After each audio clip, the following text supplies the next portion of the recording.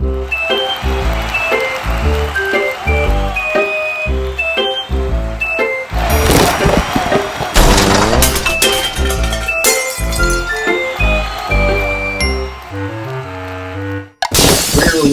Welcome back, everybody. All right. Not welcome back, but welcome. Diane Portwood is our guest today. Bear with me while we do a little house cleaning here. We have to give some shout outs. But let's start with the Patreon, which we have 6 podcast patrons now.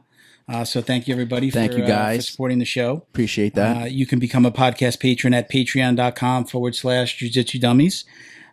You're also going to be, regardless of the package that you purchase, think of it like this: for every $5 that you donate to the show, you're getting 1 raffle ticket, and we're giving away at least $100 worth of minimum of $100 of some type of jiu-jitsu gear or a prize every single month. Okay, so again, patreon.com/Jiu Jitsu Dummies. We actually, just because it was our inaugural giveaway, we upped November's to $200. Dang. So that was a $200 gift card, a digital gift card to the podcast store, jujitsudummies.shop. And our winner is one of our patrons, our newest patron, Damien Soto. So congratulations, Damien. We'll also post on social media probably before he sees the show.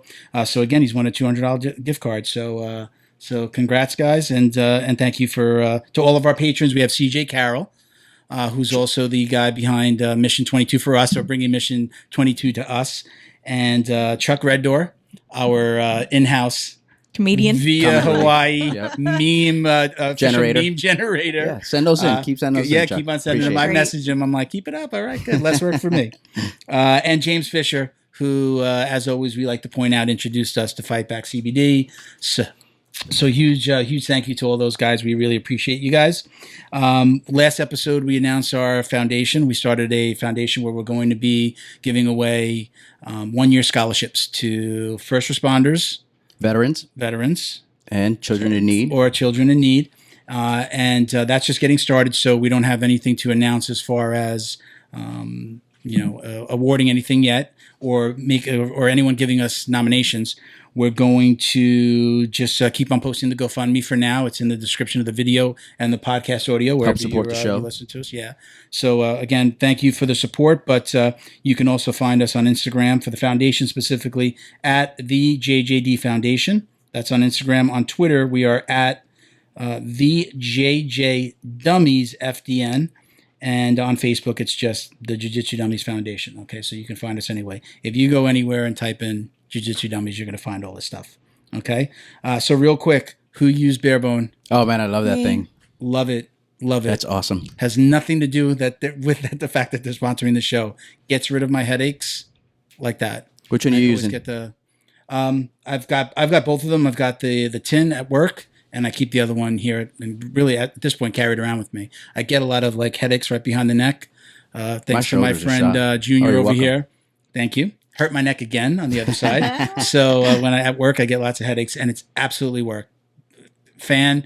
You don't have that powerful pungent smell. So I love it. Have you used it? Not smelling like Bengay, like an old man. Did you use it on your hands? You mentioned, right? My knuckles. Yeah, man. Yeah. That's awesome. Jiu-jitsu fingers. How about this one? I don't know if you could see that. Do you see the bruise? Oh, yeah. My finger's back. Can you see it? Nice. Yeah. Can you see the purple in the middle? Yeah, right. I burnt these 2 fingers back on my own knee, kind of like shrimping away from somebody. That's what you get. No, that wasn't you. You can't take credit for that one though. Okay. All right. So keep Barebone Recovery Gel. Big fans. We love them. Love it. We're gonna get more stuff from them to give away. Bareboneusa.com/JJD, or just use code JJD to get 10% off when you order. Again, bareboneusa.com/JJD. All right. And you can find them on Instagram and Facebook as well they're both at Barebone USA. Ospop is going to give us another shirt to give away to a listener today. Our format again is, listener questions. We answer questions and we get them out some gear. So today it'll be a combination. I always just decide afterwards, but we have 3 questions today from listeners. They'll get some Fight Back CBD or digital gift cards to the podcast store, or again, OSPOP. So there's a combination of different things that they might get. On the table, I should go back, the podcast patrons, I got a little care package that I'm putting together.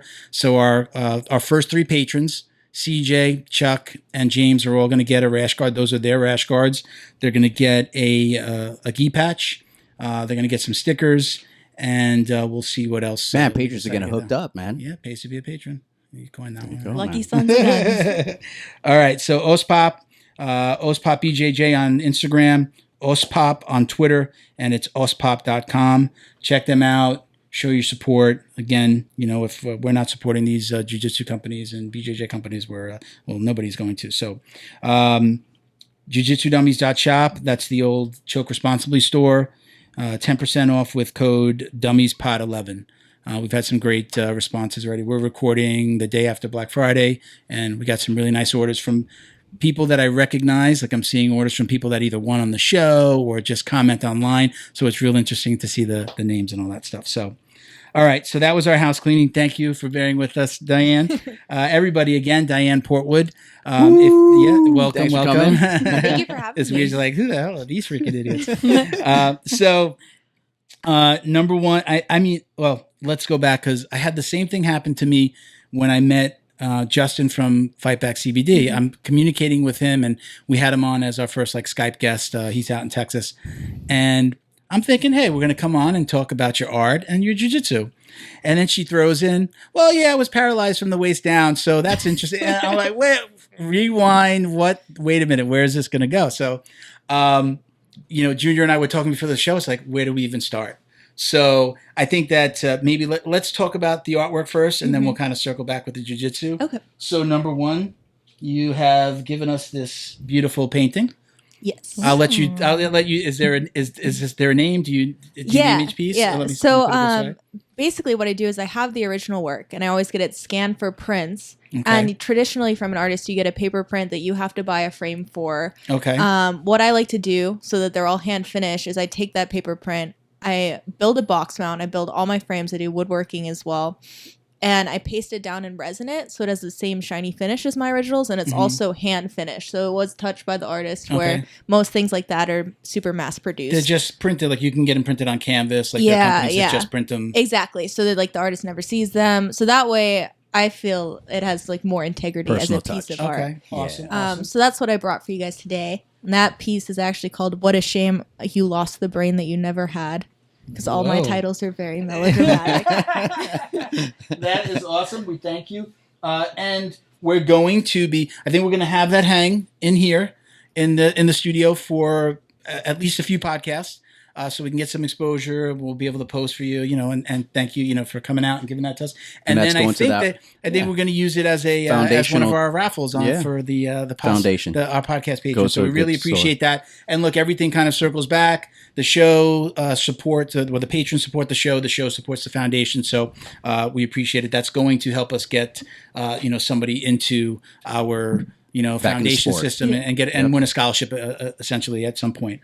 So thank you very much for the piece. But again, how did you get started? Is it something that you've always done? Is it did you find, So this is all going to kind of tie together with the injury and how I got into jiu-jitsu as well, because I always did art as a hobbyist. Okay. Growing up, I always sketched and drew and painted, but it was never something I thought I would do professionally. I actually, I went to a magnet program for math and science. I was obsessed with space as a kid, which if you look at my art, I do a lot of stuff with astronauts. Love it.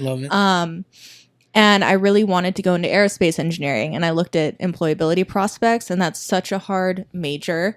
And as far as engineering goes, it's the least employable discipline, or at least it was when I was researching to go to school. So I decided to go into environmental engineering.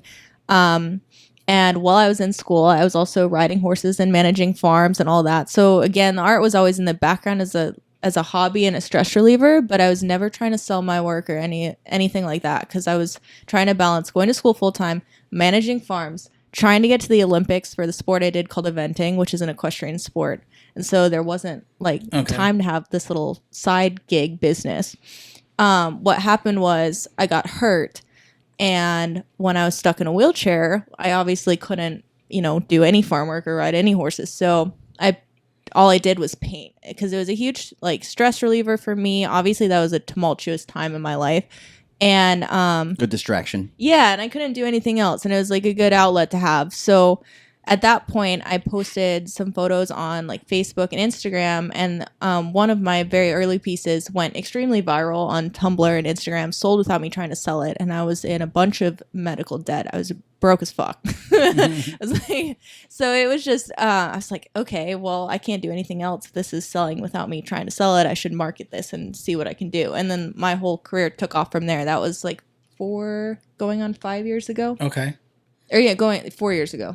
So let's go back because you told us the story beforehand, Mm-hmm. but you want to tell a little bit of the story of how you got hurt? Yeah, what exactly happened? everything's connected. Yeah. So I rode horses, and I was involved in a sport called eventing, which is kind of like the triathlon of the equestrian world. And I was just working on a young training horse that we had.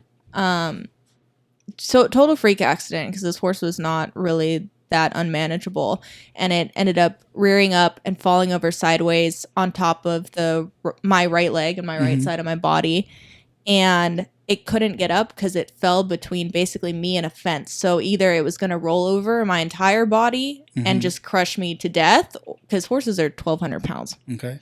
Or its legs were tangled in the fence, and it thrashed around enough that it moved far enough away from the fence that it could stand up without rolling on top of me. But obviously all that movement did a lot of damage. Oh, wow. So what it ended up doing was rupturing my hip flexor, fracturing my pelvis and my L3 and my L4. And that was the fourth time I had fractured my L3 and L4 at 19. From all the injuries I had from falling off of horses throughout my childhood, and baling hay and all the stuff you do when you grow up on farms. Okay. Where are you from? So I moved around all the time as a kid, but we were always like in suburbs and farmlands. So we were following my dad's job. And it was funny because my parents actually grew up in rural Montana on farms, and they were the first of their family to go to college, and went and got educated, and my dad was a businessman and like worked his way up the business ladder, so we would never have to do farm work, and then that was all I wanted to do.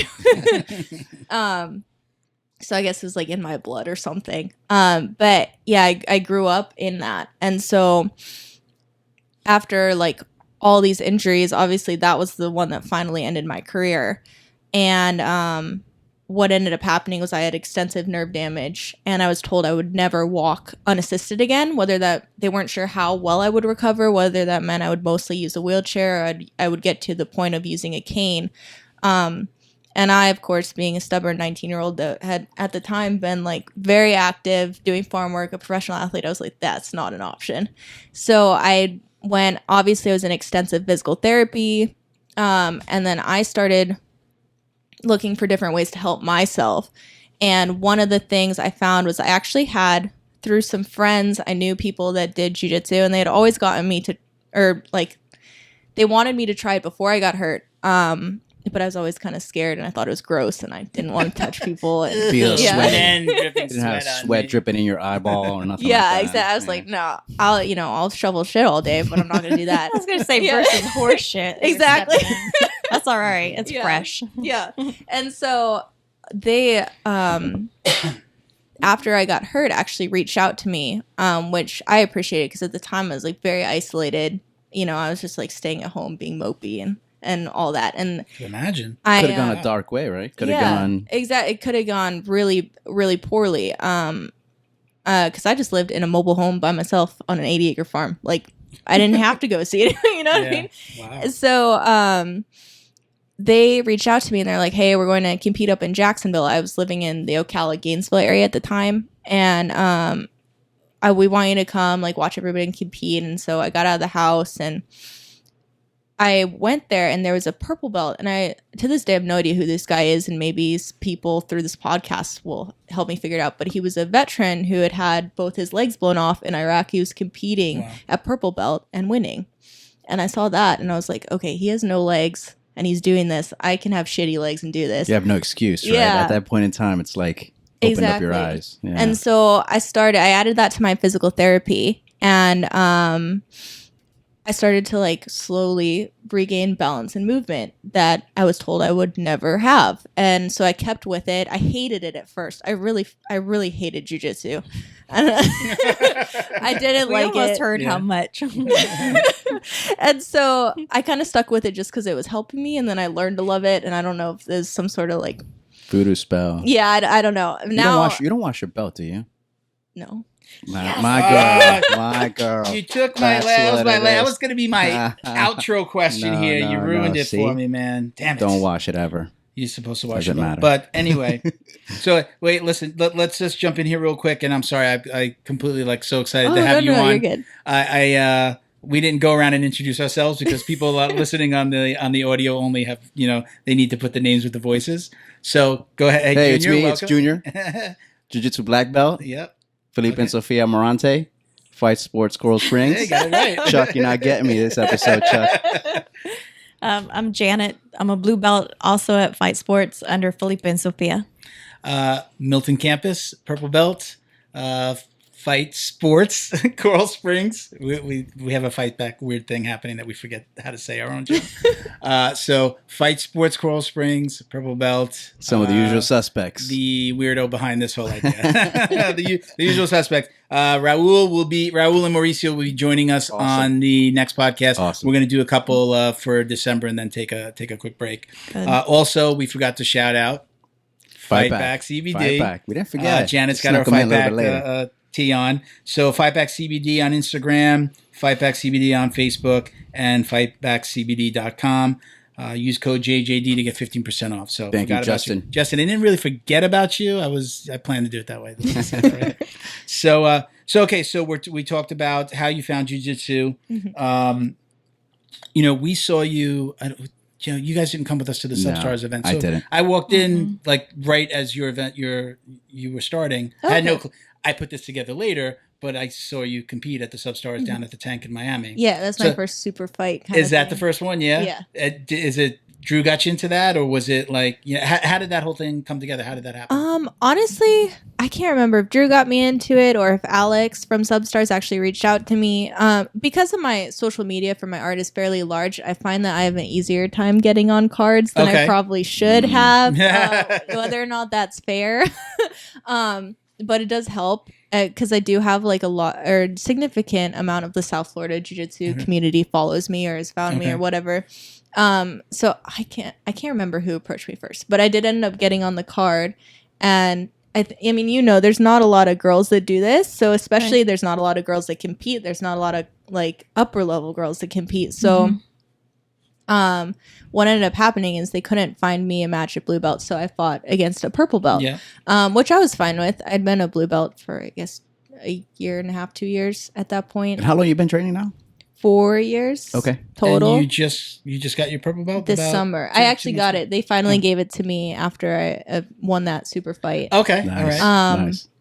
So and we didn't get a shout out for your at GFT for Lauderdale. Yeah, awesome, cool. I started at Swamp Academy in Gainesville with Ken Wan, and he grew up training with AJ, so it's a small world. But they gave me my purple belt this summer, and I did the Orlando IBJJF, Miami IBJJF, and then I won both of those. And then I won the Substars. Okay, yeah, that's when we were at. Do you plan on doing any more of those? We talked a lot about your schedule and being able to. I actually competed a lot this year, and I'm like figuring out how to make everything happen. But I am definitely I try to compete as much as possible. Okay. So I competed at least once a month, every month this year. So a tournament or event or super fight or tournament? Anything people throw at me. I fought anywhere from 140 to 158. And you've been slimming down for an event now. You mentioned a couple times. I did. And then there was no one to fight. It was very unfortunate. Yeah. But so what's next? Do you have an event on the horizon? So I have Jits Kings in January. Okay. That should be a very good fight. and I actually am competing at 155. So I'm trying to like put weight because I cut down to 140. Okay. So I'm trying to put all this weight back on. I'm like all over the place. But Yeah. I'm sticking to middleweight now. I'm not going to do that to myself anymore. Okay. So that's like 152.5. When is that event? When did you say? It's in January. It's in End of January. January. Okay, cool, January cool. 24th, I believe. You picked a good season to put some weight back on. Yeah, exactly. It's perfect. So did you get your belt at Substars No. Not at. or right after Substars? A few weeks or a month after. Okay. Yeah, they thought about Was it. it a for bit. surprise? I was surprised. I didn't feel ready for it. I don't think I don't know. Do you But I have? think those are the best promotions, don't Yeah. you think? The ones like, oh man, now I have to wear this belt and Yeah, bring and something else to the table. It's never been something I've concentrated on. Like the belt is never really my goal. It's the technique, and Sure. so it's Growing not in a sport. Yeah, it's not. That's not a concentration of mine. And I mean, like, I competed 3 weeks after I got it. I did the Atlanta Open and I did Miami Open again, and I won both of those. So I mean, I'm holding my own at that level so far. So we'll see. Hopefully, I can continue. Awesome. Very cool. Very cool. So let's get into, and we can circle back to some of these conversations, but I think talking to or answering some of our listener questions will kind of bring us around to your own experiences. And, please, we'll learn a little bit more about what you do. So Junior, do you have question number one? Would you like to give a shot at that one? Sure. This is so a lot of what our show does is answer questions for either brand new people getting into the sport or even young kids. We have some kids that are listening. We have Gemma out there. Gemma, what's up? One of our She sent kid us a really listeners. cool video thanking us for saying, she's like, thank you for saying my that's name. awesome. So let me read this question from Alba Anderson. It says, my son is a white belt, 3 stripes, and he grapples with a girl that is really competitive. She usually wins, but lately has been tapping her. He is 12, but his body is changing and is getting stronger. How does he gauge the level of strength to use on her so she doesn't get discouraged? I think a big thing in that is just being aware of. So there's a difference between rolling with someone in a way that's technically difficult and then just being strong. So if he finds that she's just pinned all of the time and has like no opportunity to do anything or execute any sort of movement or like escape or get a better position or, not even just going for submissions, but if she's stuck in, side control the entire time, probably using a bit too much strength. I think that's a pretty good gauge, especially for, kids. Because even to this day, like I'll roll with people from, new giant white belts that are 250 pounds. And if I get inside control and they're just laying on me, there's only so much I can do. And obviously, like I have, a bit of a repertoire now with different things now that I've been doing it long enough. But to me, that would be the point. If she's like stuck in one place the entire roll, probably too much strength. Don't hold people down. Right? Yeah, So if, yeah. if you have a little bit more skill, right, let them transition. Yeah. Let them look for opportunities. Or tell them, hey, just flow. Move from one position to another. Yeah, it's the same thing you would do if you're training with someone that's way lower level. Except if they're a bit higher, you can do all the same techniques. Just don't, use 100% of your actual strength. I think that's really hard for, again, this is the mom asking, but I think it's really hard. How do you explain that to a 12-year-old who they're there and they just don't want to lose? Yeah. I mean, most kids, and Janet does coaching, coaches at our school, right? It's like, I don't think you could turn off that competitive button for most 12-year-olds. Yeah. They're going in there going, I'm not going to give her position, or I'm not going to let her, roll me, or, right? I mean, right? You know better than me, right? These kids aren't going to, you could tell them that all you want. It's probably not going to happen. Girls are a little bit more flexible too, especially at that young age. So just because he thinks he's pinning her down, I mean, you don't know. It might be easier for her to escape and get out of something. She's just waiting for him to move. Yeah. I'm just saying, how old is the girl? Her son is 12, but how old is the girl? I'm going to, well, Comparatively the same age? Yeah, she didn't really say here, but.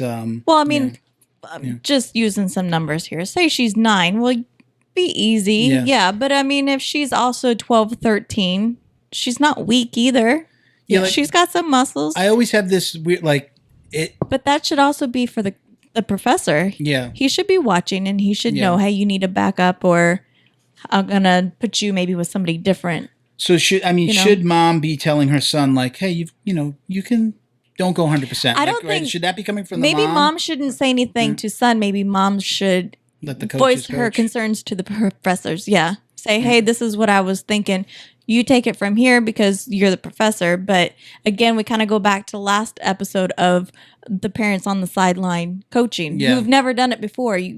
It's hard, rough. Get out of there, get on top. And you're like, it's not that easy, my friend. So I always feel so you don't weird. know what this little girl's feeling. She might go, finally got some competition. Yeah. I've always hesitated to ask this question, and we have 2 female jiu-jitsu practitioners here. So do you guys just want to tell somebody when I say like, well, I got to go a little lighter because she's a girl? Do you guys just want to like kick me or choke me when I say that? Because I don't want to. I almost feel like it's an offensive question in a way. It's like, no, I can hold my own with you. Don't worry. Go ahead. It feels for me, and maybe that's just me, it's like a difficult conversation to broach or to have. Does that bother you?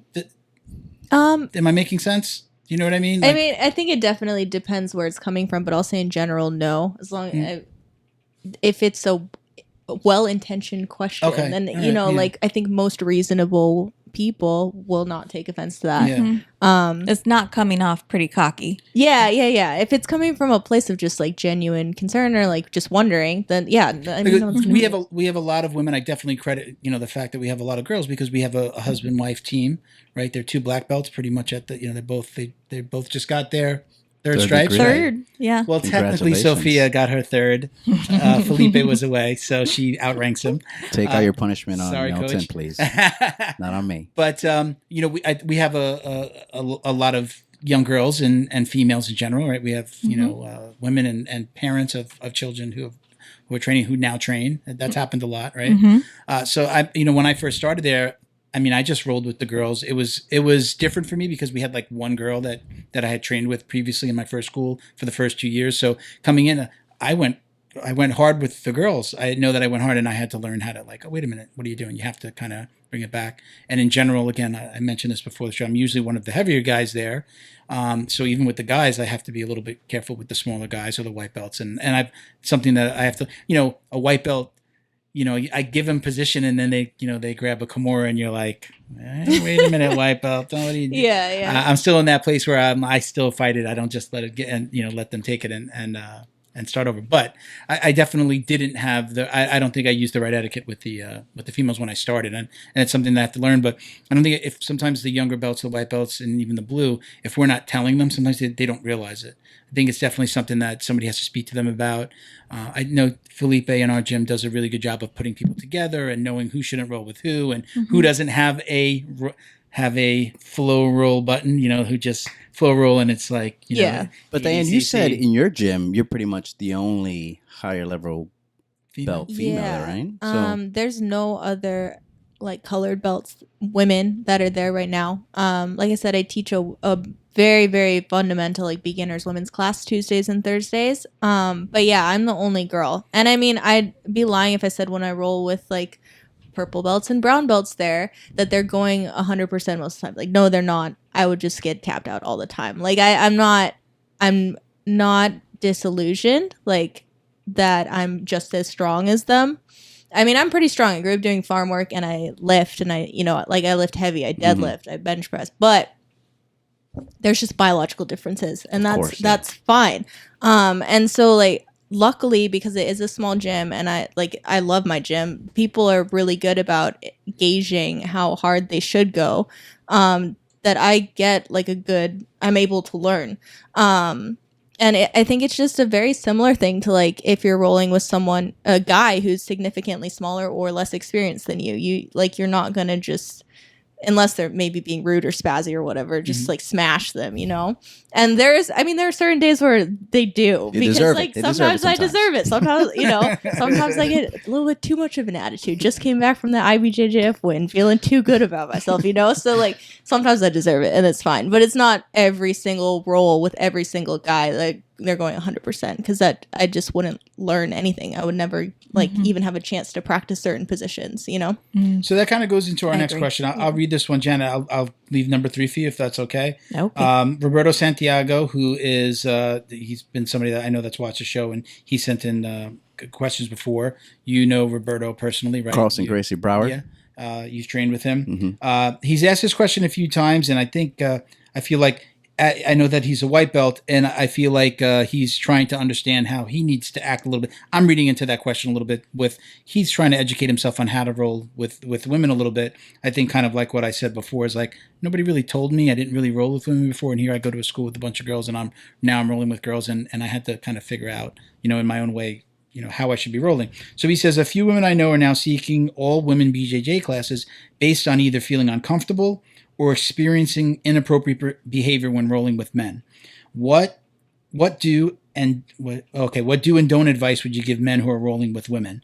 So the second part of that question is, obviously I never place my hands on the chest or the pelvis areas. Okay. Avoid pressure passing and skip other things that my better sense tells me not to do. So the main part of that question is, what do's and don'ts would you give him about rolling with women? Well, I think first of all, especially the pressure passing thing is a little weird to me. It depends. Are you rolling with like a hobbyist who's like a stay-at-home mom and it is just there to like learn and maybe get some self-defense? Or are you rolling with a competitor that's like regularly going to like, it's wanting to go to worlds? If you're rolling with like a girl that competes, like you need to roll hard with her or she's not going to get the training that she needs. Have you heard of Flo? Flo in our gym, we love her. She is tough, and I roll harder with her than I do with most of the men at her level and below. But don't get me wrong, I think women benefit, again, don't get me wrong, they benefit from having a roll with a guy who might be a little bit heavier, might be a little bit better or higher belted, because they're not, you know, they have to push a little bit harder, especially if you're at the competition level. You have to push. Yeah, you can't just go. So if you, it's hard because there's no like right answer because it's a nuanced question. But if you're doing a disservice to the women if you don't roll with them at like a moderate level. Again, I think it depends on the girl at your gym. Like a girl that has only done 3 classes probably don't like. Fair enough. Don't rub your elbow like in her neck. And make her completely want to leave right then. I think his question too leads to a little bit more about what feels like a more intimate, like I don't want to be careful not to touch your chest. But it is an intimate sport. Yeah. You are right next close to somebody that, especially if it's new, you don't know, is going to happen. Yeah. If it makes you uncomfortable, if it makes him uncomfortable. But Janet, you know what? Here's what I think too. I have 2 daughters. So to me, it's like I'm around girls all the time. So it's not a big deal. But how about a guy who hasn't grown up around girls, who's not, or maybe in a professional work environment where he deals only with men. And now this is his first exposure to a female who's wearing a gi and she's get physical with someone. Yeah, exactly. Yeah. So I think that's it just depends on how you look at it, right? So are there really, again, I think you kind of said it's a nuanced question. I'm not really sure that there's like great advice of like do's and don'ts. I think it's a little bit more like level related. Like if you're rolling with somebody who competes, roll hard, roll the same. I'm sorry, but if you touch a boob, so what? You hit a boob. Yeah, I mean that's what I the was thing. Like getting to. you can. There's a very clear difference between someone who's intentionally doing inappropriate behavior. It's jujitsu. Like you end up touching weird parts of people's bodies. Sometimes it happens. Like, like a north-south Kimura. That's not a fun position to be in. It just is. So you don't need to like freak out or make a big deal out of it. Like any reasonable woman will understand whether or not that was an accident. Now, if you're going out there and purposefully groping people, obviously that's a whole you're going to be issue. Exposed really quickly. Yeah, and you're not going to have a home in that. That gym. But like you said, don't make it awkward. Oh, sorry, and keep going. Yeah, exactly. That's all that needs to happen. You mentioned it earlier. What's the creepy stuff? Like people watching you from the outside, like I mean those weren't like jiu-jitsu people. Those are just people that showed up to my gym, and were like had to be told off by guys that train with me, and that's embarrassing. But I have, especially when I first moved down here and was like looking for gyms, you know, you get like people that you go visit and then they DM you on Instagram later and like, especially if it's the coach, like you're like, okay, I can't go back to that gym. That's weird. I've never actually had many experiences in person. It's always been like they found me on Instagram later and They got creepy later. Yeah, because it's easier. I guess they have less of a filter online because it's not in person. Yeah. So I will say, don't like send weird DMs to the girls you train with. Like, Don't do that. yeah, don't do that. I've never done that. Much more bold swear. online. babe. Yes, people are much bolder online. I've had a few weird experiences at competitions, but never like people that I know. It's always just kind of, and I don't even know if those were jiu-jitsu people. They might have just been like friends of jiu-jitsu. I have no idea. And at the, on the other side of this, if it makes you feel uncomfortable, don't roll. Don't roll with women. Roberto, don't roll until you feel more comfortable. Because I think as you get older in this sport, you're going to understand what you can and can't do, and you have a little bit more control. Again, I know Roberto's a white belt, so he's relatively new to this. I know that he's also trained martial arts, other martial arts in the past. But I think my best advice to him would be, okay, maybe don't roll with him, and if it's a concern for you, maybe he's just asking the question in general, but just don't roll with the women till you feel a little bit more comfortable, and you kind of start to learn, okay, this is what I can do, this is what I can't do. I definitely don't go north-south on a girl, but I have. I have. Wow. North. Keep it. Here's what I'm saying. While rolling. I'll break that for you. It's like I don't take it easy with Sophia. You know why? Okay. Because she would choke me out. Kick your ass. so, Can't. so I don't. Yeah. But I know my limits, right? My limits are that when I roll with her, she's a black belt. It's been a black belt for a long time, and I'm going to go hard with her because that's her expectations of me as her black belt. Yeah. She doesn't want me to take it easy. I think that feeling just essentially, like for me, I mean, it's gone away. I've asked those questions, like what makes people feel comfortable or uncomfortable. But I think at some point, it's like I forget. It's like, you want to roll? Let's roll. I don't, I know I'm also not gonna do a knee on neck on one of my, maybe Flo, but I'm not doing that to Janet. I'm not doing that. Well, to but any of the other girls. than accidentally touching a female, what is his hang up? If he has anything else, is there something to? Is he afraid of maybe getting in a bad position? Like an ego trip of some sort? If you make in the it context creepy, of this right? question, If you I don't make think it so. creepy, it's going to be creepy, right? It's like I'm not purposely, trying to touch you. It's just that's the way. That's a sport, like you said. It's an intimate just sport. very close contact. That's all. Right. So I guess in the end, I would, don't roll with women if you feel uncomfortable. There'll come a point where you're just not going to care.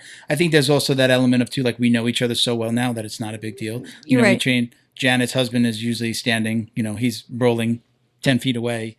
Like nobody's going to get intentionally creepy. Right. And it's not like women, female jiu-jitsu players are unicorns, right? There's few, but you're going to bump into them. But what are the chances that he's going to roll with a female? I think we have a lot of females in our gym. So I guess for me now, it's just like, it's just normal. There's no weirdness to it. Yeah. I do like that we started some female, and you mentioned yourself, Diane, that you're coaching Tuesday, Thursday nights. Tuesday, Thursdays, you do an all female.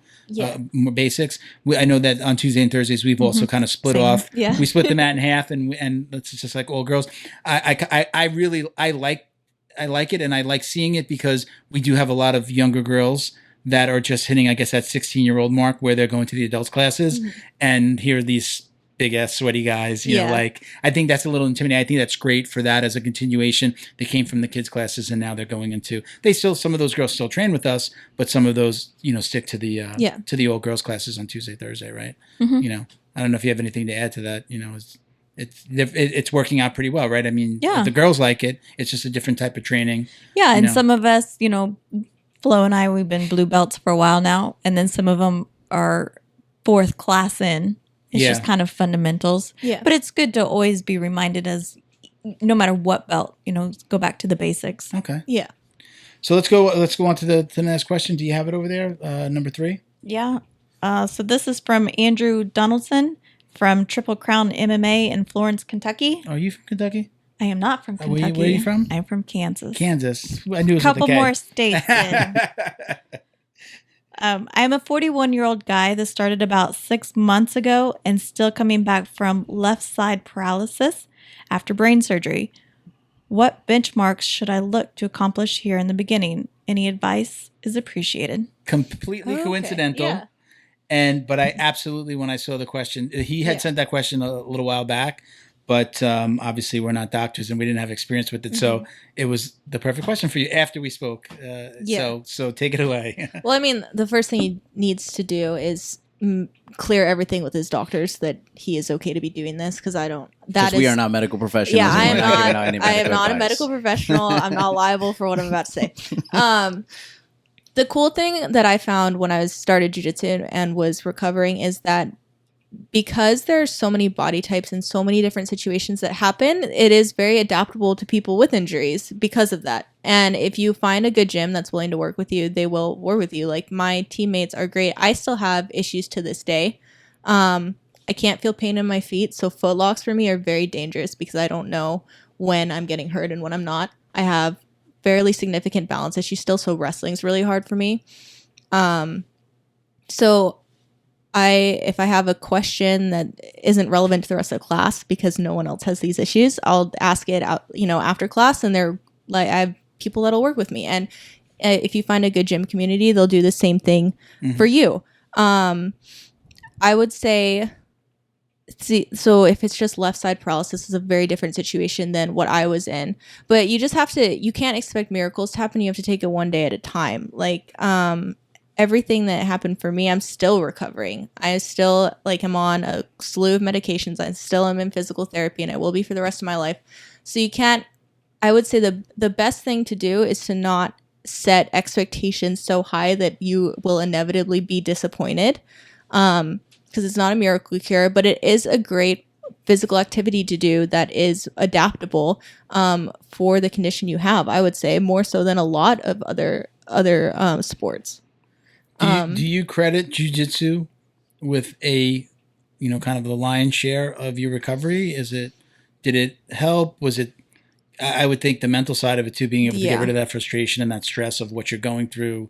Now you get to choke somebody and get that out. I would say I don't know if I can actually credit it to my recovery, because also the other thing is doctors are going to give you generally worst case scenario prognosis, just so, again, it's better to do to recover further than you thought you would than for a doctor to be like, oh, you're going to be fine, and then you're in a wheelchair for the rest of your life.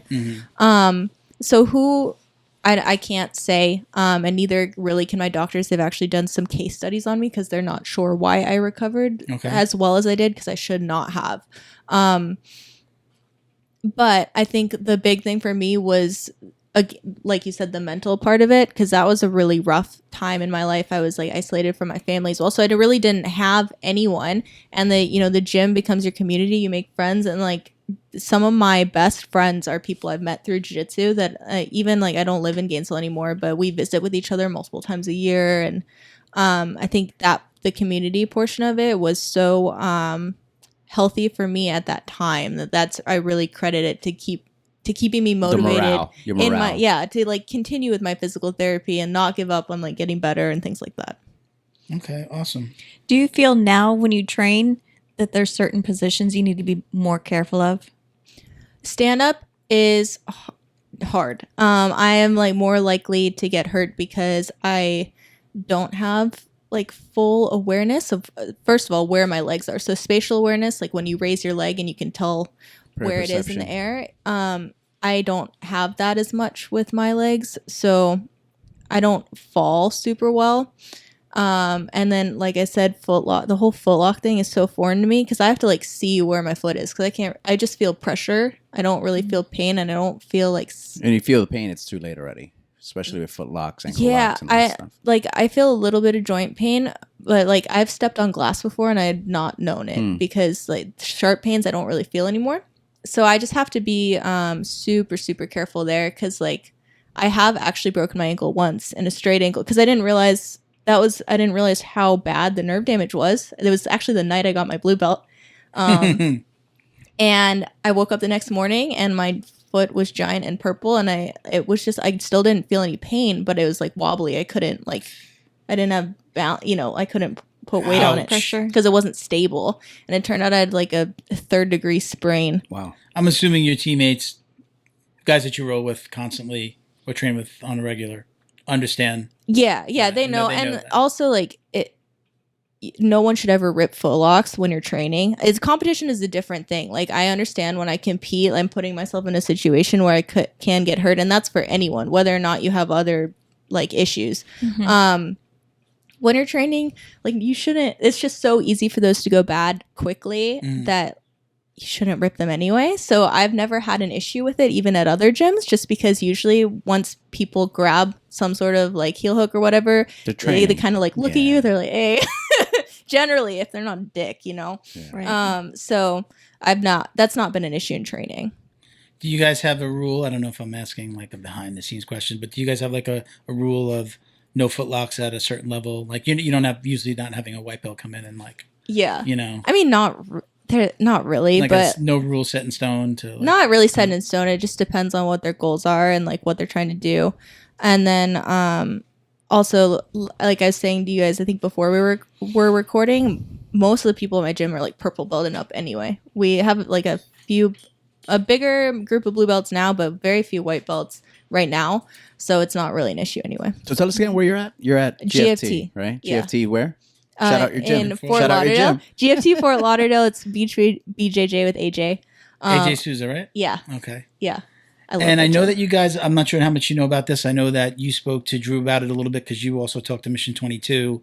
You guys are officially like a Mission 22 gym now. Do you know anything about that? Do you guys talk about it there? Yeah, I know a little bit about that, but Thru heads that. And then Substars is involved with that as well. So I know about that, you know, through them. So basically, like, if somebody can go to the school. Again, I'm not sure 100% how it works, but you can mention Mission 22. Like, they're an official Mission 22 school. Correct. Mission 22. There's certain things that they pay have for to like happen. 3 months of certain training. Things correct? that need to happen. You know, the veteran needs to be vetted, right? Make sure he's got all his credentials and he qualifies for the program. But yeah, it's a great program where they can get the training with a great group of guys, sponsored by Mission 22. Awesome. I mean, it's, you know, similar to what we're trying to do, but you know, we love shouting them out, and that was part of again, one of our podcast patrons was like, you don't have to shout me out, shout out them. So we shout out him, CJ Carroll, and Mission 22 every chance we get. So all right, so I think you need to hit it with the bonus questions. I'm going to hit it with the bonus questions. A little speed round. So we have these 4 questions that we ask. These are evolving.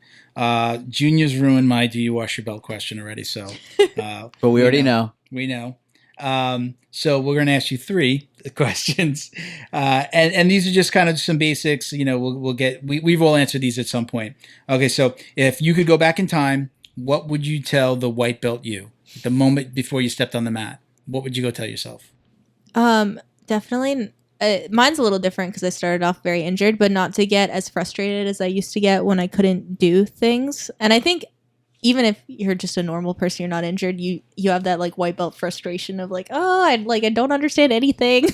But that was like, it was so much worse for me because I like came from being a professional athlete and like a farm worker, so very active, to like not being able to do basic athletic movements. So I would say, as hard as it was, like, I needed to have a better attitude and not be so frustrated all the time. Okay.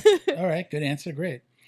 So our next question, again, this is a little bit of a speed round. So what is your ultimate goal other than achieving the rank of black belt? What's your ultimate goal in jiu-jitsu? Is there a goal? Yeah, I would really like to just see how far I can go in the competition realm.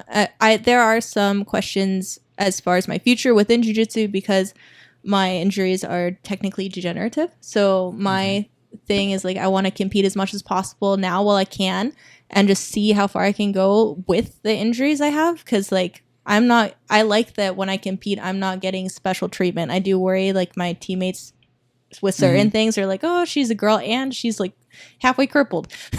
Now I gotta go easier. But in competition, it's like, I know where I stand because no one's taking it easy on me there. So like, just see how far I can get in that world. Do you use any, I mean, we have Fight Back CBD as a sponsor. Do you use anything for recovery aside? Because I had a heart attack a few years ago and I'm on a ton of medication, and I recently found out like I need to talk to my cardiologist about the CBD. So I stopped using it. I have an appointment in January, so hopefully I'll get the okay. But do you use anything for recovery outside of like the meds that you have to take that relate to your paralysis? For me, for pain management, I use I wouldn't say a lot, because I'm like a lightweight with that thing, so I have to be careful. But I do use like a lot of like medical marijuana, but I use stuff with THC as well. I find that edibles really help me. More so than like the CBD oils that I've tried. Yeah. I need to experiment a lot more with that because I haven't tried. They're all different, and so I haven't tried very many brands. But that's something I'm like experimenting with right now. Okay. All right. Very cool. All right. So our third question is, what's the craziest jiu-jitsu related thing that's happened to you on or off the mat, if anything? I mean, not that being paralyzed before you got to jiu-jitsu isn't kind of crazy enough, but Surprise promotions, or I you took it easy on somebody. Funny story from an art show. Actually, the only time I've used jiu-jitsu outside of like a gym. Oh, there we go. I was at an art show down in South Beach, which can get kind of crazy. And I was talking to this guy. We were like, far apart. Nothing weird was happening. I was talking to him about the art, like nothing. It just so. Anyway, we were just talking, and what ended up happening is I feel someone yank my ponytail back and like put an arm around my neck. And so my first reaction is to just kind of do like a hip toss, and it's this like 5 foot tall Latina chick that so she flies, because I'm used to doing this to men, and she bounces up off like the concrete floor because she's super inebriated and comes at me. So I ended up just like picking her up, setting her down, and sitting on her until a bouncer came. She rear naked choked you. You hip tossed her. Yeah. Then she rushed you again. Yeah. And so I kind of just got like 2 underhooks, and she was tiny, so like just set her down. Did she know you or think that she knew you? No, I guess I was talking to her boyfriend, and she's very drunk. Oh, yeah. There Yeah. you go. What did he say? What did he think about it? He was just embarrassed beyond belief. Literally didn't say anything. Like they both just left, and yeah. I'm waiting for the story to be that you like you took this guy down. No. I literally just like double underhooks, just like picked her up, laid her down, and then sat on her because like until a bouncer came. I didn't want to like actually hurt her. And she was so tiny too. I felt like I was just gonna like. The guy didn't even say anything to you, like let her up and I'll take her. You're just like standing there, just I don't know, debating if he was claiming her. Yeah, I think that's what was happening. Do I say she's with me? No, I'll just leave her. Never said a single thing. Just That's a pretty good story. I like that one. Didn't even get any art. No, I know. Like at least make it worth my time. So that was our last question. That's Again, funny. we have this big debate about the belt washing. Oh, she already said. No. Going back to it. We're gonna You're not change your mind. You're trying to change your mind. mind. No, I'm not trying to change your mind. That's what it sounds So like. I always like to know: is it, the traditional like old school Brazilian guys? They don't wash it because they believe that there's power in the belt. You don't wash the belt. You don't. There's knowledge. Is there or is it that reason, or it just doesn't get dirty and smelly? Yeah, I don't really have like I'm not superstitious at all. I just honestly let's just keep it in my car so I don't forget it. That's really the main reason. All of Junior's power is in his belt. That's why he doesn't. But it's always in my car. It's always. You're right. It never comes out of the car. Yeah. Like when I take my gi off, I throw the belt either on the seat or on floorboard, and it stays there. And I know I where wash my gi after every time I use it. There's some people that like let them dry. No. I will not do that. No. I wash my gi after every single use. We had a debate about this in my gym too. I was like, oh, I didn't want to know that. Oh no, we had a guy. We had a guy way back when. Don't say his name, please. He's Steve. He listens. Hey, that's dirty. You gotta, Lo. Bo, you have to edit that out. He's a listener. We love you, Steve. There has been at least one guy who Say it again. rolls it up and ties it and puts it in his trunk, and That's unsatisfactory right there. Are you sure it's a guy? Yeah. Okay. I mean, the person that I know that did it. That's a little bit too much. I mean, it gets a little. Yeah. I have plenty of gis. I'm always with a fresh gi. I understand if somebody's like rushed, but you absolutely can't wear you can't wear that, especially if you rolled it up. Especially if you didn't in the trunk in South Florida. I mean, even when it's cold, it's hot. Even when it's cold, the trunk is going to be pretty hot for at least a portion of the day, and it hasn't. But I am the belt washer of the bunch. I don't wash it after every roll or after every class, but I do. Occasionally. I actually put my gis here in the closet. I usually throw the gi, throw my belt over the top, and I watch it maybe once a week. You're gonna get me on I'm gonna this change again. the subject right now. Well, anyway, so let me as ask you this long question. as she's not like the power's in the belt, and if I wash my belt, I lose everything. That's what I always want to know. So you told us about your inspiration for your art, which is your aeronautical engineering path that you wanted to follow, but there's no jiu-jitsu there. Any plans of having jiu-jitsu influence in your art right now or in the near future? Or is there a reason why that you don't? Is it? So I've done purpose? a few like murals for gyms, and I've had some commissions that I've done. My thing is I do art full time, so that's my business. So when I create pieces, I need to know that I can sell them. And the art and jiu-jitsu communities, there's like almost no overlap. So generally, like if a jiu-jitsu guy sees like a nice new gi or a nice jiu-jitsu painting, they're gonna buy the gi. You know what I mean? already know. Like, especially Black Friday. So like my thing is it's not that marketable. If someone wants to commission like a jiu-jitsu painting, totally down. I would love to do that. But yeah, it's just not that marketable. Gotcha. Makes sense. That makes perfect sense. Yeah, I've owned Choke Responsibly for some time, and I always tell people like, there's not a lot of money in jiu-jitsu. Everybody, because so many companies give stuff away, and because there's so many specifically apparel companies, there's not a lot of money. So everybody thinks you're getting rich off of selling T-shirts when they see your stuff online, but there's just not a lot of money. So yes, I could imagine like somebody's not spending a few $100s on a. Yeah, and then when you tell it's not even like a few $100s. My originals generally sell for between like $2,500 and like $12,000. Oh wow! The prints are different, so that's why I offer them. So it's like a lower priced item that's more accessible to more people. But yeah, it's like we love jiu-jitsu, but I don't think a jiu-jitsu person's gonna spend that much money on a painting. Yeah, no, I got you. So your Instagram is at Diane Portwood is my name. And now I say that now to say people have to go check out what you do. And could you explain, like, you have the LED, right? LED and neon. So that, I mean, those are actual lights, right? That's so really that cool looking. they have to be plugged in. That's got to be plugged in. So they're battery powered and they okay. can be plugged in. Okay. So people really need to go check this out because it's a very unique way of doing it. Did you, again, I looked at some of your posting, and was that something kind of like you stepped into and you're realizing that it became popular? Like, is there, what give me like the history of the LED, and was it just like a test? So with that, it's like I grew up doing farm work, so I'm super handy. Like I've done basic electrical work, I've done woodworking, I've done basic plumbing. Like I can do, in the relationship, I'm the one that fixes the car in the house. So it just came about very naturally in that I build all my panels myself out of wood, which makes it super easy to install things. And it's just something I wanted to experiment with because I already had background knowledge of how to do it. Okay. And I started adding LED and neon fixtures, and people, it's like moths to a light bulb. It's like people love them. I mean, it's amazing. I mean, they look amazing. Again, I encourage everyone to go onto your Instagram and check it out. Just Instagram? Do you have any other handles that you want to share? Just Instagram and my website, which is just DianePortwoodArts.com. Okay. And again, so when you do a print like you gave us, let's show it to everybody. So you're not doing the old upload my artwork here and some company just mass produces it. You don't have anything like that. Everything would be You're touching everything, even your prints. From like the box mount, the wooden box panel that it's on, I make that myself. I basically do everything but cut down the tree. It's all like hand signed, number dated on the back, wired by me, pasted down, resin by me.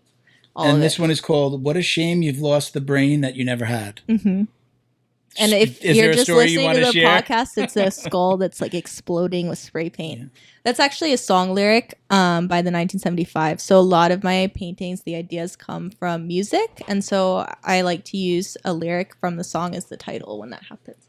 Very cool. And we appreciate you donating that.